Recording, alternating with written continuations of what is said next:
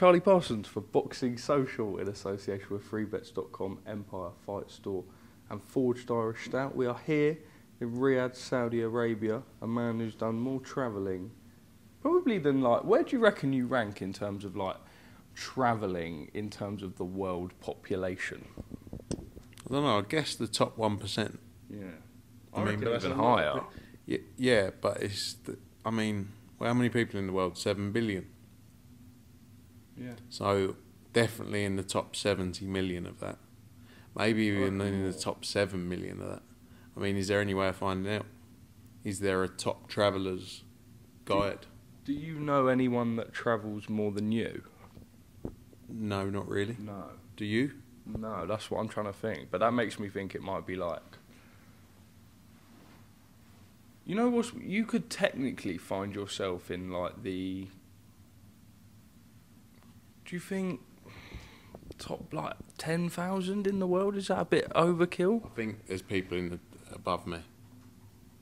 There's definitely people above. I'm not in the top 10,000.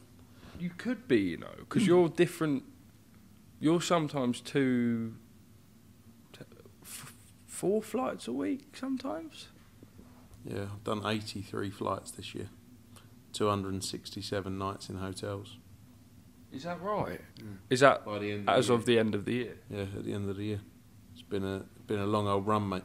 That's why I look a bit like, before we came on the camera, no. Parsons said, "You're looking a bit spotty." I was like, well, so would you if you got on 4 flights a week. True. Yeah, it's and the lifestyle's not been too hard. I've got to be honest with you.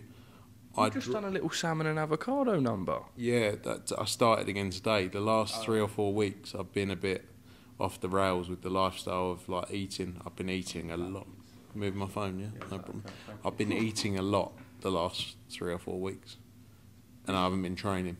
Is that not a little festive thing, though? Like, you can let yourself go a bit. Eddie said I look fat in the face, and I was like, cheers, mate. It is the season for it. I was a bit sick, I think, and then I stopped training, and then I started eating a lot. And, yeah, it was a bit of a heavy few weeks, mate, but I looked at myself in the mirror earlier. I wasn't looking too good. Back on the game, little 5K done this morning with the troops. What's a 5K in Riyadh saying? I'm yet to complete one. Have we got a fight day 5K that's being worked on by the GOAT? We're deciding whether it's a fight day 5K or a golf tournament. I know you can't play golf. You need to learn how to play golf, you know, with the kind of lifestyle you're living now. One day in the Alps, you know. Little private jet. I mean, you've really changed. Chief blagger. Yeah, you are the chief blagger. Chief blagger, if I've ever seen one. Is that not quite a cool little, like... Is it not cool to be a chief blagger? Yeah, I've been doing it for a while, mate. So we're all in it together. You think you started as a blagger? Yeah, I still am. Nah, not now. I'm trying to keep up with you. Trying to keep up with me on level of blags? Yeah. Right. You are the #1 blagger. Thank you. No problem. But anyway, thanks for your abuse before we came on the camera, maybe. Oh, mate! No, look. Oh, Frank! As someone who takes people's comments real to heart, that's... I was going to say, if there's anyone who probably doesn't take any notice of what people have to say, it's you, which is why I'm, like, detecting undertones of sarcasm. It's going to hurt, that is. Let's talk about it. Anthony Joshua, Otto Wallin, obviously Dmitry Bivol against Lyndon and Opetaia against Ellis Zorro. Excited? Very excited, buzzing to be here. Huge, you know, what a way to end the year. Probably one of the best cards we've ever seen, top to bottom in terms of fights. And yeah, great to be here in Saudi finally for it. Anthony Joshua versus Otto Wallin firstly. How dangerous is this fight given sort of recent-ish track record with Southpaws? Alexander Usyk, an exception of his own, obviously, outstanding fighter. But Otto Wallin, a tough test. Good win against Garcia last time out. We all know about that performance with Tyson Fury. #2 with the IBF. What sort of challenge does he pose for AJ? Yeah, huge challenge. But look, it's a massive opportunity for Otto Wallin as well. You know, if he can go and do a job here, it sets him up for massive fights, and you know, sets him up at the top of the heavyweight rankings. So look, he's got a real tough test, but I think you're going to see the best Anthony Joshua. I think the confidence coming off the back of the Hellenius knockout, you know, that would be big for him, and I think you're going to see a big win for him. His media rounds yesterday went pretty viral. What did you make of it? yeah, I mean, he's just ready to fight. He wants to get in there and have a tear up. You mean the DAZN stuff? Sort of all of it, to be honest. Like with all of us, he was quite just sort of one-word answers and. I think he's focused on. Mate, is that sorry? Your phone just come. Is that a picture of you and Ed Sheeran on your screen cover? Yeah. Oh, that's cute. Thank you. I thought you were going to be mean. No, I was thinking about it, but I thought I can't. What were we talking about? Yeah, I mean, look, he's just focused and ready to fight, and that's it. You know, it's good to see his and Dev's relationship continuing to prosper. You know, and no, it's interesting. He made some comments. He said, "Do you think he's trying to get under Anthony Joshua's skin?" He said that he's on the decline. Otto Wallin, he's not Davison. He said that he's on the decline. That he's sort of mentally weak. Is that a game or? Look, people have been saying that about Anthony Joshua for years, haven't they?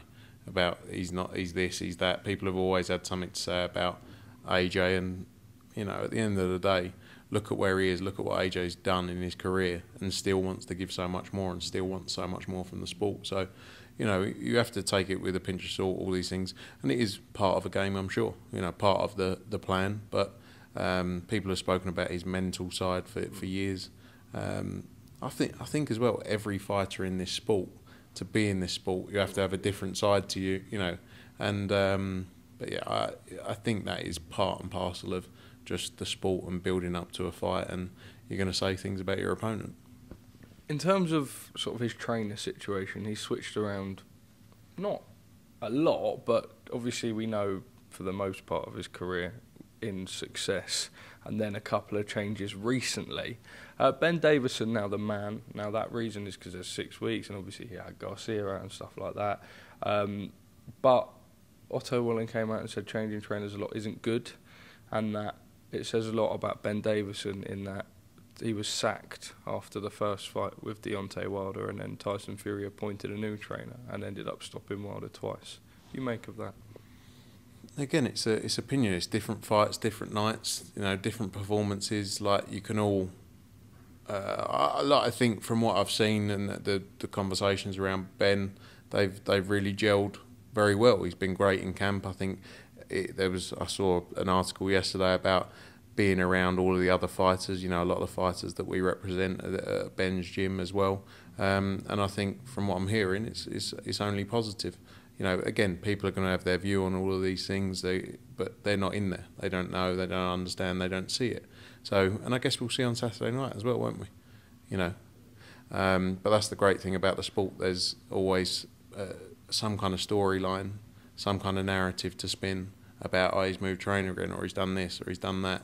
You know, at the end of the day, you will see with his performance on Saturday. If he gets in there and knocks him out in a round, everyone's going to be like, oh, best move ever. Yeah. You know, so again, it's when they get in the ring, you know, trainers are obviously important, but you're going to get in there yourself. You're in there and you're on your own at that point. Obviously, you get your time in the corner, but you're on your own, and I think you're going to see a tremendous performance from him. But it's all a talking point and a narrative for people to spin. In terms of sort of AJ himself and moving forward, there's been so much talk about this Deontay Wilder fight. Now, it doesn't even necessarily have to be regarding around AJ or Deontay Wilder or anyone, but mistake has been made before of almost being sidetracked. And I'm not saying that is the case for Anthony Joshua or Deontay Wilder, but they're still being asked it, right? Constantly. Does that change anything going into this? I mean, I know you only prepare for one person, but we've seen before people get overlooked of a much lesser ability than Joseph Parker and your Otto Wallins. Is this dangerous at all? Look, I think in heavyweight boxing, if you're not on your A game, you'll get beat. You know, we've seen it over the last few months. You know, look, Tyson Fury against Ngannou, for example. I don't think Tyson Fury's on the decline. I think he didn't have a good night. Yeah. You know, and I think that's the sport we're in, and you know, the better man will win on the night. I don't think either of them are looking past Saturday night. You know, there's been talk for years about what's next, in all of their fights. Every time it's been, and this has been 4 or 5 years of, oh, he's going to fight him next, and you can never look past Saturday. And I think the focus has always been on Saturday night. I can't speak for Deontay Wilder, I don't know. But for AJ, it's always been Otto Wallin and not looking past that. And he's always been very much the same with that. He's never looked beyond that fight ahead of him, because if you take your eye off the ball in this sport, and this, especially in the heavyweight division, as I say, you're risking a lot. Is Anthony Joshua versus Deontay Wilder signed for March, providing they both get through their fights on Saturday? No. As of right now, 100% not signed. Is there any chance it could be signed before Saturday night? No, the focus right now is December 23. AJ Otto Wallin, Deontay Wilder, Joseph Parker. They're great fights, and then we see from there. We all know there's massive fights to be made in 2024, and our focus is to deliver the biggest fights. That's our job to do in the background, but right now the focus is Saturday night, and then we see what happens from there. Is there any chance it could be signed before Saturday? I don't know, mate. I don't think so. Okay. But the focus is December 23rd, and then we go from there. You're always good at answering those questions. Thanks, mate. It means a lot coming from you. What does that mean? No, you just picked on me earlier, so... What's the next... Oh, no, don't ask me that. What? That one there, don't ask that one. What about Jai Opetaia being stripped? Yeah, oh no, or that one. Okay. Is that what you're going to ask me next, Jai Opetaia being stripped? So, have I lost you? Sort of like on a loss of train of thought. Loss of train of thought. Lost my train of thought. Do you want thought. me to read the questions to myself and answer them? No, because then what's my job? Although people would probably like that. Do you think they would, or because we both get a lot of stick? Well, you get more than me, I think. Really? Who do you think gets more, me or you? I try not to read it. No, it's not worth it, mate. What are we doing? I don't know. Jai Opetaia. Become a chat. We've done that many a time, to be fair. Jai Opetaia stripped / vacate. I thought he vacated it, but then he said himself sort of felt like he was stripped. I suppose he was forced between like a rock and a hard place. Yeah, he didn't really have an option. And it's a shame because everyone was aligned, everyone was agreed. You know, the mandatory and Breedis was ready to, he wasn't ready to fight. He was set up to fight, in the next one. And the key is we want activity. And in a sport we're in, which, is a dangerous sport, tough sport, you got to make the right decisions for yourself. And yeah, I mean, for me, it doesn't make sense, all of it. But it is what it is, and Jai and his team had to make the best decision for himself, for the long term of himself, and the best opportunities, and that was doing what he's done here. And I think that it shows, and we've seen it many a times over the last year. Fighters and fights can be massive with or without belts. A belt doesn't really define. You're right there. You're taking selfies or something. No, I was taking a little. Oh, little. Interview. Oh, right. Okay. Sorry. Yeah. Look, it is a shame, but it's one of those things. And like I say, he's made the best decision for himself. In terms of his 2-fight deal, which we've heard of, we believe that part of that contract is sparring Tyson Fury. Now, when I spoke to Eddie previously, he said that he doesn't feel like a world champion. Certainly, someone as good as Jai Opetaia should be used as sparring. Was it? I mean, just on your side, why is that in the contract? No, look, I think it's more about the experience as well. I think it's great for Jai Opetaia. I don't know. I obviously wasn't there when you spoke to Eddie about it, but I think it's great experience for him and sets him up, amongst the best, some of the best in the sport. So I think it's only good for him. We were quite surprised when we saw Ellis Zorro as the opponent. Without being disrespectful to him, do we expect a pretty convincing win from Jai? I think so. Look, it's great to people to get opportunities, and you have to take your opportunity, just like Jordan Thompson did in September. When you're presented an opportunity like this, I think Jai Opetaia though is quite clearly, as we've seen, the number one in the division, and yeah, I think we're going to see a great performance from him. We saw an unbelievable performance in September, and that was after 12, 15 months out of the ring. So I think after getting that shaken off, any ring rust there, I think you're going to see an even better and more improved Jai Opetaia. Your good friend Dmitry Bivol is in town. Have you linked up with him yet? Yeah, I saw him last night. Oh, I saw him and Vadim last night. Had a good chat with him. Good to get him back out. He's Bivol tremendous fighter, and you know he's another way. Like, look, I don't really get on well with Lyndon, but I just believe Dmitry Bivol again. Like, we've seen what he's done in the sport. He's so good, and I think he's just going to keep improving. With these 2 fight deals that they're both sort of under, we know that Riyadh season comes to an end in March. Is there sort of, does it seem like from your side of stuff the intent is to have their next fights? I think Jai is on the undercard of Fury Usyk, and Bivol, I imagine either that or the March card. Is it the intention for those sort of contracts to be completed by the end of Riyadh season? Yeah, look, I think, again, the focus is very much December 23rd. Anything can happen in this sport, so it's not about taking their eye off the ball of what they got ahead of them. And then from there, planning what's next. But the key is going to be activity, and as you say, with the time frames, it's going to be very quick, subject to them all being, you know, healthy and getting through the fight, no injuries, cuts. We know that sort of back in the day, fighters used to be very active in terms of, like, some of them would fight every month and stuff. Like, we're not quite seeing that, but if AJ does fight Wilder in March, I think it will be 4 fights in 11 months. Do you think this and what's going on here could almost create that new era in boxing? There's always so much complaint about inactivity. Deontay Wilder himself, 1 round boxed in 2? Yeah. Could this be the new era? Yeah, look, I think that it is difficult, but you need fighters to understand as well. That's what AJ's been good at around the momentum of his career now. Look, a lot of the time when he was defending his world titles, it was maybe 2 fights in a year, you know, 1 every 6-7 months, something like that.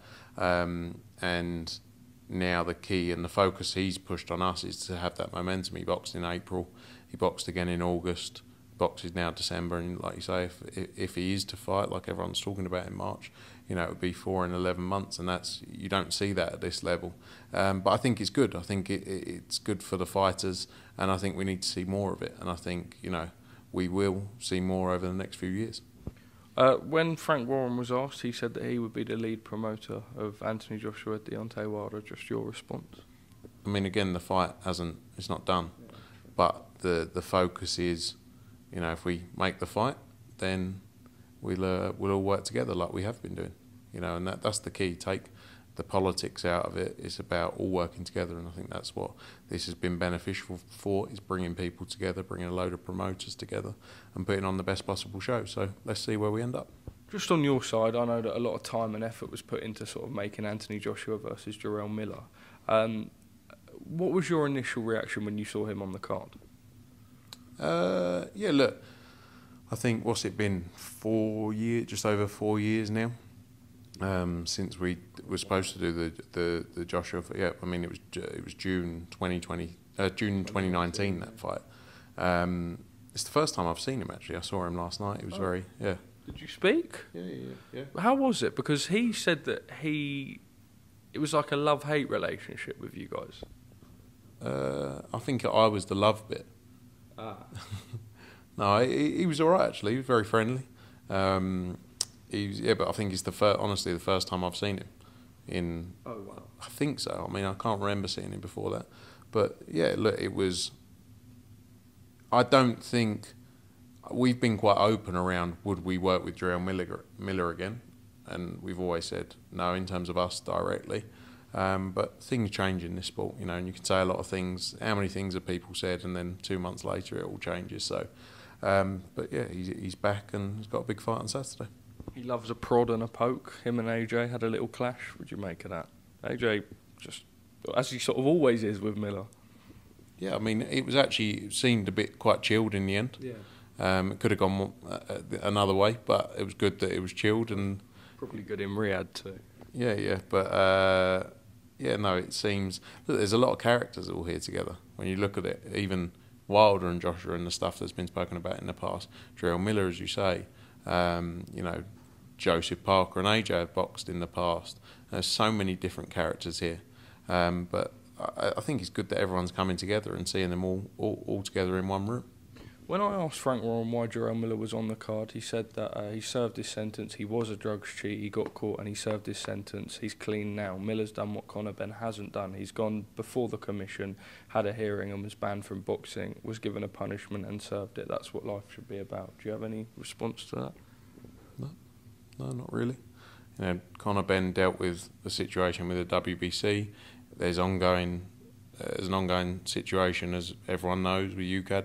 He's currently has no suspension. He's free to box, and you know, everything will continue to play out. But I'm not going to respond to that. I'm not sure what Conor Benn, unless it was a question asked about Conor Benn and Jarrell Miller. No, I'm not sure what Conor Benn's got to do with Jarrell Miller. But no, he's going to, you know, that situation's ongoing. But the focus right now is Conor Benn fighting. He fought in September. He'll fight again in February, and we go from there. Feb 3, definitely the date, and I think my first time speaking to you since sort of the last couple of weeks has unfolded. I spoke to Conor last week, went down the gym, and he said the fight's dead. You reiterate that? Yeah, look, it's unfortunate. You know, I don't think we could have done any more. You know, the proposals out there were massive, but it is what it is. You know, and it has to make sense for two people, really. And if it only makes sense for 50% of that, then it is what it is, and you have to move on and focus on other things. I still think the fight happens in the future. Yeah, I think it's too big not to happen, but that's another day. We have to focus on Conor Benn's career. We don't represent Chris Eubank Jr., so we have to focus on Conor Benn's career. I was just going to pick up on that. Of course, you don't represent Chris, but do you know why? I mean, Ed said it was like money that he probably would have never earned before. We know that sort of the deadlines almost kept getting pushed back in the hope that it would happen, and there's obviously a point where you just can't go on sale with it, get the presser done and everything logistically in time. But did you ever get any clarity as to the real reason why the fight didn't happen for the date of Feb 3rd? Well, look, as with 99% of things in life, it's money, isn't it? You know, that's the reality of it, and you know, I'm not saying anyone's right or wrong. I don't think we could have done any more. We were taking significant risks to do it and put it together. And, you know, if it doesn't work, it doesn't work. You know, I'm not like... It's like me saying to you, I'll give you X to do this, and you go, no, and we keep going, and then eventually I go, well, I've done everything I can do. You know, it'd be different. If I was sitting here saying we could have done more, then I'd feel differently about it. But I don't think we could have done any more than we did. But, you know, again, let's see that. But right now, our focus is getting Conor Benn active. Chris Eubank Jr. put out a tweet about he wanted negotiations to start for Janibek, and Kalle started negotiations. I'll be honest, I don't know who the IBO person is, but the middleweight person for the IBO. What did you make of all that publicly going about it? While the sort of this thing was towards the end of the middleweight person. Yeah, again, it's never good. It's never ideal when it plays out in public, obviously, but you know, it's part and parcel of it all, and I'm sure they'll be dealing with it now. Again, it's not our business. We don't represent Chris Eubank Jr. I'm sure Kalle's working through it now, and we go from there. But I'm sure they're planning. I don't know whether they're doing Janibek or the IBO. I'm not sure, but that's one for them. Have any contracts for a potential opponent for Conor Benn been sent out? I believe last weekend was roughly around the time that you intended on doing it. I think the short list of names was Barrios, Ugas, Furman and Garcia, and then Haney came in the mix. You able to provide any more clarity? I honestly think those sort of names are fights for a later date. Okay. In terms of time frames now, we're 7 weeks away, I think, from that date. 7 weeks this weekend. But we're working through the opponents now and hope to have some news soon. At 147? At 147, yeah. Devin Haney has revealed that Ryan Garcia negotiations are underway. Is that with yourself and Golden Boy? Yeah, we met with Golden Boy, obviously, this time last week, I think it was, when we were in LA. That looked very lovely. Yeah, it is lovely. I mean, there's never been, like, apart from the Twitter with Oscar, like, again, we all just want to do good business and make fights that make sense for our fighters. So, you know, take out the back and forth on social media and the occasional comments, jokes on interviews. Like, it's all fun and games, that side of things. But at the end of the day, we're all in business to make money. You know, obviously we want to make money, but for our fighters as well, and deliver the best possible opportunities. So, you know, the more work we can do together, obviously both on DAZN platform as well, is only going to be beneficial for the sport. So yeah, it was good. Finally from me, I know that it's going to be an unbelievably busy week for you and everyone involved. Starting to see 2024 come together. The earlier side got a next gen in Newcastle, Pattinson Walker or Walker Pattinson 2. Cameron Vaughn co-main event. What a sort of couple of months that lad's had. We saw McCrory get the shot at Edgar Berlanga, Caribe Royale, Orlando. It's been quite public that there's something potentially in the mix in Japan. And are you able to sort of any more little hints and feelers coming out for January, February, March? I know it's all starting to come together behind the scenes. Yeah, I think January and February, there's a couple more bits that you will hopefully see over the next couple of days that the team are working through now. March, yes, March 30. We go to Japan for our first show in Japan, March 30. March? Yeah, March 30. Is okay.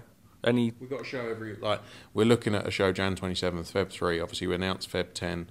We've announced Feb 16, Mexico, Curiel Notashinga rematch. Feb 24, Orlando, as you say. Then we're working on the March shows as well, but March 30 is the first show in Japan. So yeah, just getting through it all now. It's going to be a busy, from the end of Jan, going to be a busy run. What can we expect to see in Tokyo? Boxing. At least it's not Paul. Yeah, lots of boxing. A prize fighter tournament. Okay. Yeah, but different format. So yeah, it's going to be interesting. Any hints? No. Different format. I told you. I've just told you the date. Yeah. But then you said a different format. Now your traditional prize fight is like an elimination one night. Oh, it's not one night. Ooh, could be on something here, Parsons. I don't know. Exclusive for Tokyo. Well, it's not even necessarily Tokyo, is it? The first one will be in Tokyo. Oh, which technically means then it's like a elimination tournament. I don't know, mate. They haven't filled me in on the detail yet. I need to find out. I'll let you know. Any fighters from the UK? Yes. Any names?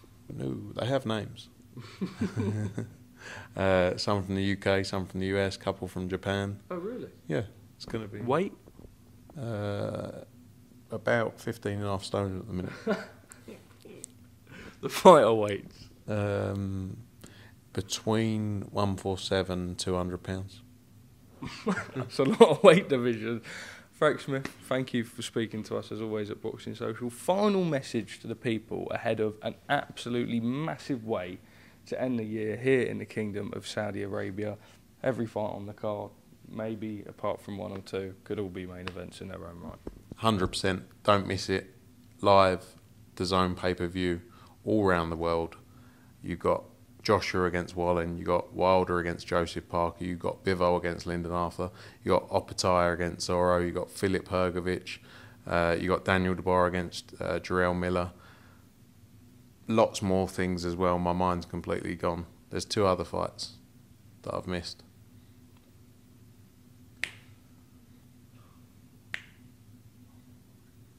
Mark Demore's fighting Filip Hrgovic. Did you hear that? Yeah. I've got good hearing, haven't I? 2 other fights.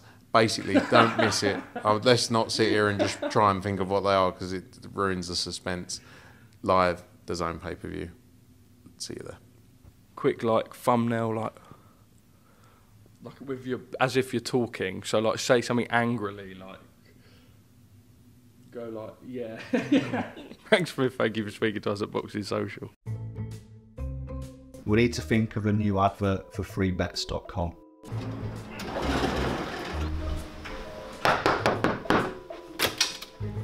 Get your best betting offers from freebets.com. Yeah, that'll do. The following deals are now live.